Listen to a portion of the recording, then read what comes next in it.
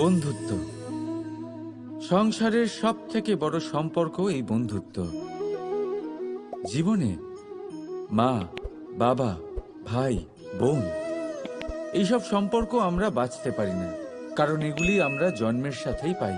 কিন্তু বন্ধুত্ব একটাই এমন সম্পর্ক যেটা আমরা বাছাই করতে পারি, যা আমরা বানাই, যা আমরা এগিয়ে নিয়ে যাই। তাই এই বন্ধুত্ব নিয়ে গর্ব করুন। যাকে আপনি বন্ধু বেছেছেন তাকে নিয়ে গর্ব করুন। যদি আপনারা দুজনে একসাথে থাকেন তাহলে সেটা নিয়ে গর্ব করুন। যদি আপনার বন্ধু জীবনে এগিয়ে যায়, সফলতা পায়, তাহলে গর্ব করে বলুন, এই সফল মানুষটি আমার বন্ধু।